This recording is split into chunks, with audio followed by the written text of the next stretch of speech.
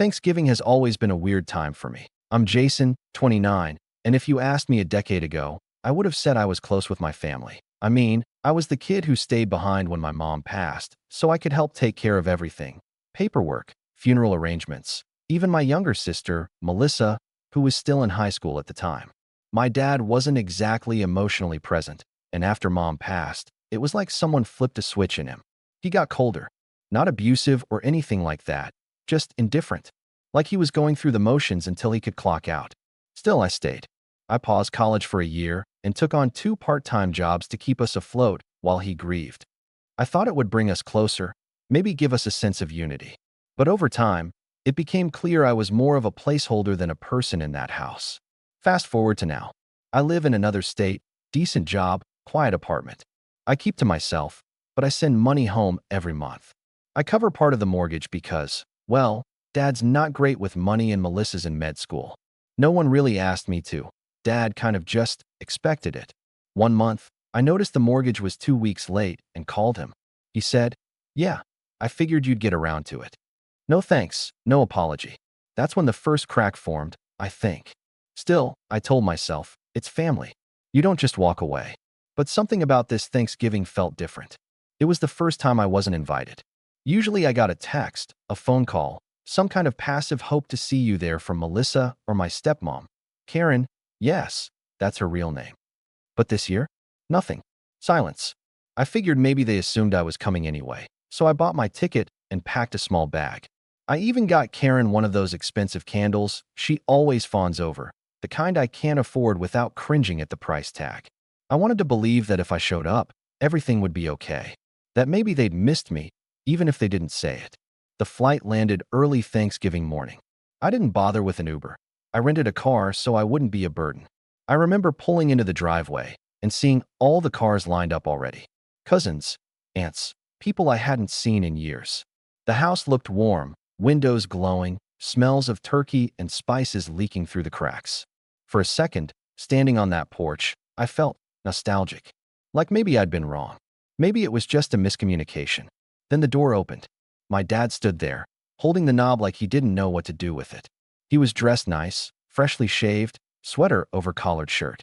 He looked surprised, but not in the good way. It wasn't, "Jason, hey." It was like I'd just shown up uninvited to a stranger's party. "There's no seat for you this year," he said. Just like that. Flat voice. "It's just family tonight." I blinked. Thought maybe he was joking, that he'd pull me into one of those awkward dad hugs a second later. But he didn't move. Just stood there, blocking the entryway. "Right?" I said after a long pause. "Got it." He didn't try to explain. I didn't ask.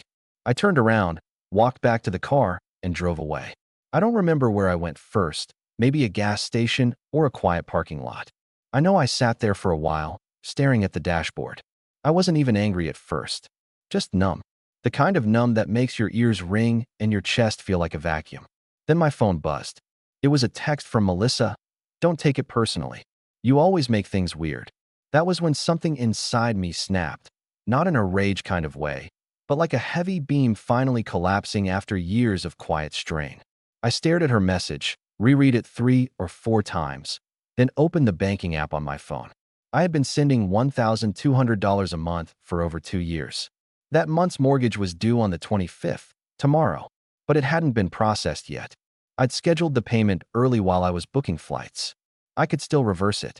I stared at the little "cancel transfer" button for a good 30 seconds. Then I tapped it. Then I moved the funds back into my personal savings. That night, I ordered room service from a hotel 2 cities away. Slept like a baby for the first time in months. But the real storm hit the next morning. My phone lit up like a Christmas tree. First it was Karen, missed call, voicemail. Then my dad. Then Melissa. Then Karen again. The group chat, which had been silent for weeks, suddenly exploded with messages. "Jason, did you cancel the mortgage payment? Call me now. This isn't funny. We're already getting a notice from the bank." Still, I didn't answer. I just sat there in that quiet hotel room, sipping burnt coffee from a paper cup, watching the fallout unfold. By mid-morning, they had moved from confusion to full-blown panic. I watched the group chat light up like a bonfire. Melissa demanding an explanation, Karen trying to guilt-trip me with passive-aggressive lines like, "We didn't mean to hurt your feelings," and my dad. Well, he just sent one sentence. You're blowing this way out of proportion.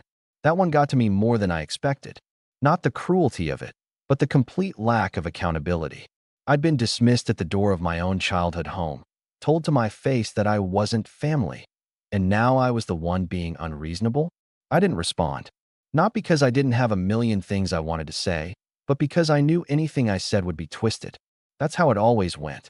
If I explained my side, I was being dramatic. If I stayed quiet, I was being passive-aggressive. If I walked away, I was abandoning the family. No matter what I did, I was always the problem.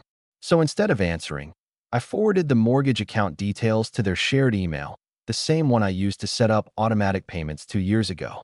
I included a polite note. Hi, effective immediately, I will no longer be covering the mortgage or any household expenses. The property is still in your names, and all future payments are your responsibility. Wishing you all the best, Jason. No emotion, no digs, just facts. I think that's what hit them hardest, my silence. Because when people like my family lose their punching bag, they don't know what to do with themselves. Melissa tried again later in the day, this time pretending she cared. Can we please just talk? I don't want to fight. She followed it up with, you know, Dad didn't mean what he said. It was a joke. But I knew better. My father doesn't joke. Not like that. Not ever. If he said there was no seat for me, he meant it. If Melissa said I made things weird, she meant that too. And the truth is, I think they've always felt that way. I didn't fit into their mold.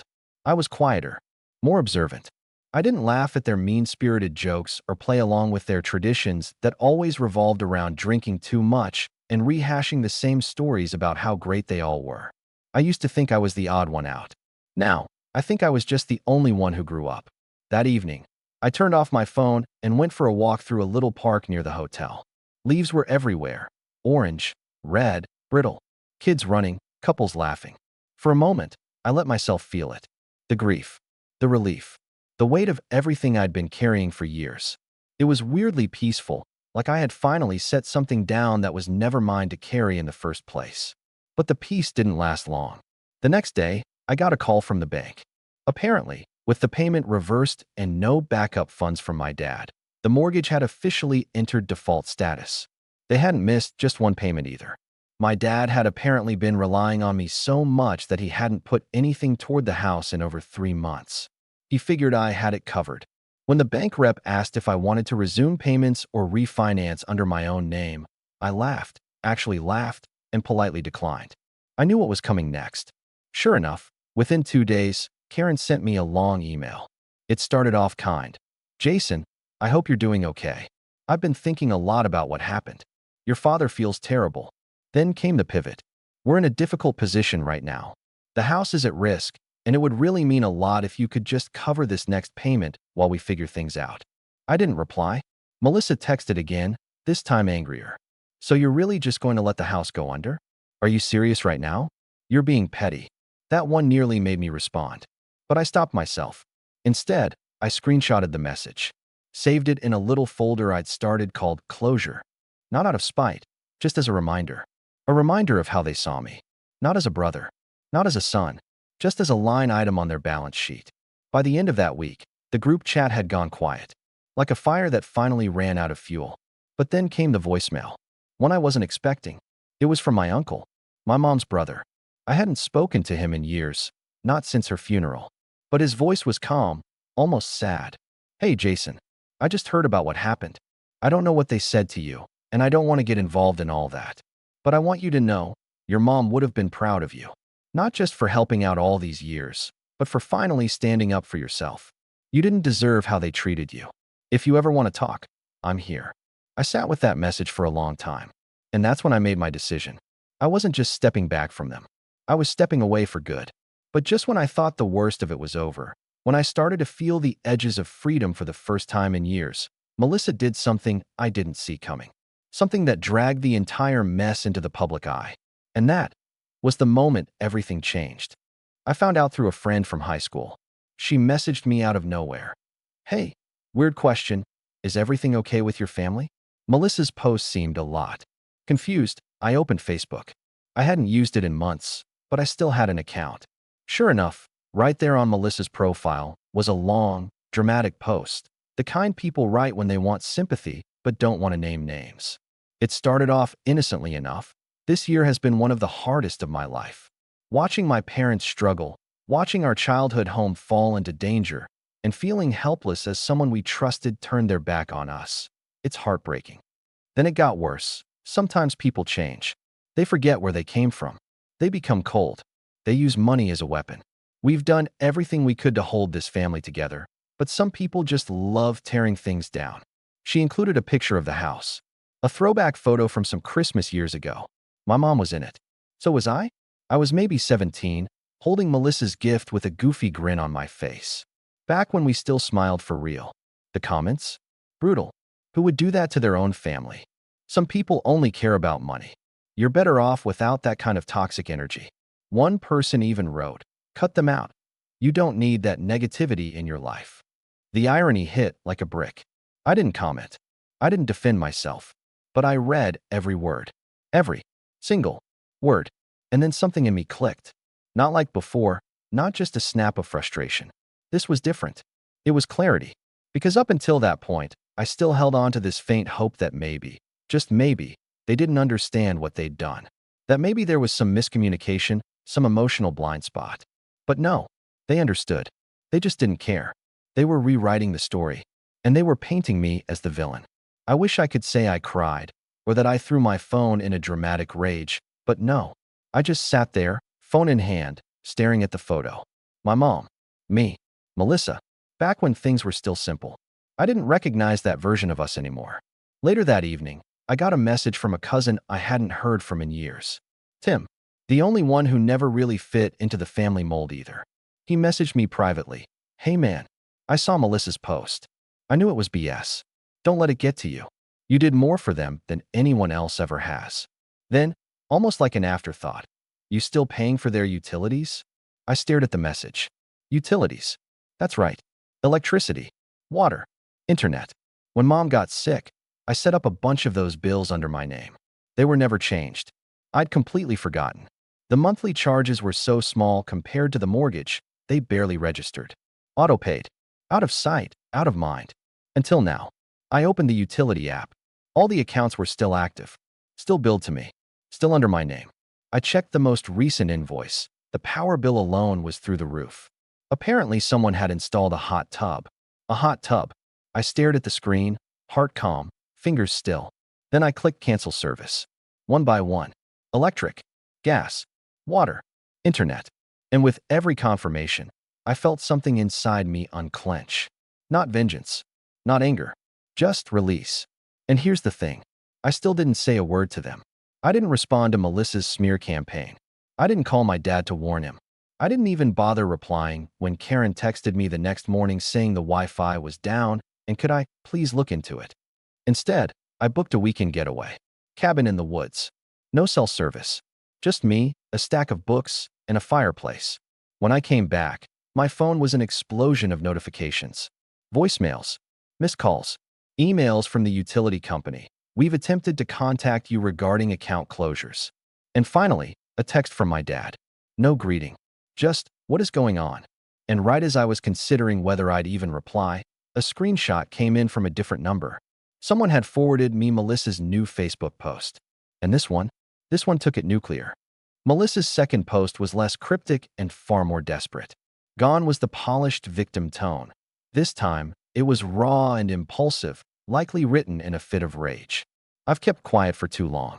My brother has decided to completely cut us off. No warning, no explanation. First, he canceled the mortgage payment and nearly got our home taken. Then he shut off all the utilities while we were still living here. He didn't even tell us. Just flipped the switch and walked away.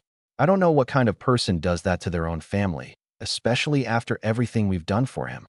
She even posted a photo of the family sitting in the living room, bundled up in coats and blankets, with a caption that read, "No heat, no lights. But hey, at least he's got his peace, right?" And then, just to top it off, she tagged me. Full name. Public post. That was the first time they'd ever truly dragged me into the light. No more subtle jabs or whispered side eyes. This was a full-on call-out. My inbox flooded with messages. Some from extended relatives, others from strangers demanding to know how I could be so heartless. But you know what surprised me? Among all the noise, there were a few voices, quiet, but steady, that started pushing back. A former coworker commented, "Isn't Jason the one who supported your family financially for years?" A girl I dated briefly wrote, "He's the most responsible person I've ever met. If he walked away, there's probably a very good reason." And then Tim, my cousin, the only one who ever saw through the smoke, left the perfect comment. "Maybe ask yourself why your brother paid your bills, your mortgage, and kept your house running for 2 years, while being told to his face he wasn't part of the family.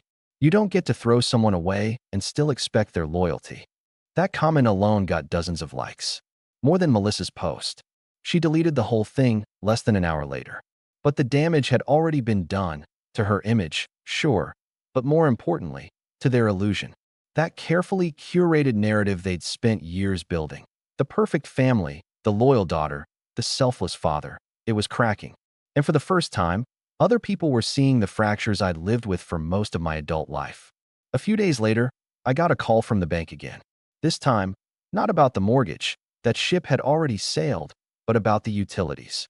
Apparently, my dad had tried to reactivate the accounts and was confused why he couldn't. They needed authorization from the account holder.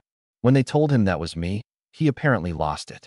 I could hear him yelling in the background while the rep calmly asked if I'd like to permanently close all associated services. I gave them verbal confirmation. Then I blocked the number. But they weren't done yet. That weekend, my dad showed up. Not metaphorically, literally. He stood outside my apartment building like some villain from a low-budget family drama. Arms crossed, jaw tight. He didn't buzz my unit. He waited until someone else walked out, then slipped in and pounded on my door like he owned the place. I answered it, not because I wanted to talk, but because I was done running. He looked older than I remembered, more tired. His clothes were wrinkled, hair uncombed, face drawn in tight lines.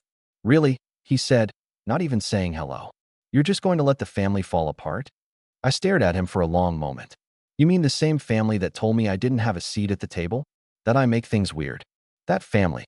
He flinched, just slightly. But I saw it. "That was a mistake," he said. "We were upset. Karen said something, and it spiraled. You should have talked to me." I laughed, short and bitter. "You were at the door, Dad. You didn't stop it. You didn't say a word." He looked away, jaw clenching. Then he tried to shift tactics. "Look, the house is in trouble. Your sister's loan fell through. I'm trying to refinance, but without your name on the papers." "There it is," I interrupted. "You're not here for family. You're here for the house." Silence. He didn't deny it. "You think I'm heartless," I said. "But the truth is, I was the only one who ever showed up. I gave you years of support, financially, emotionally, and you never once said thank you. Never once acknowledged that I kept your life from falling apart." "I didn't ask you to," he muttered. "No," I agreed. "You didn't. You just expected it." Another beat of silence passed. Finally, he looked up and said, "So that's it? You're done?" I nodded. "I've been done. I just didn't know it until now." He stood there a moment longer, then stepped back. For a second, I thought he might say something human, something real. But all he said was, "You'll regret this." I closed the door, and I didn't open it again. A month passed, then two. The group chat went silent. The calls stopped. The drama faded like a bad dream, loud and vivid one moment, then distant and meaningless the next. I moved apartments. New city, new job, a clean break. Then, one afternoon, I got a letter in the mail. It was from the bank. Final notice of foreclosure. I didn't celebrate, but I didn't mourn either. Some endings aren't fireworks or dramatic speeches. Sometimes they're just silence. The house went up for auction a few weeks later. I didn't attend, but a neighbor from the old street sent me a photo. The front lawn overgrown, the windows shuttered. A sold sign staked in the ground.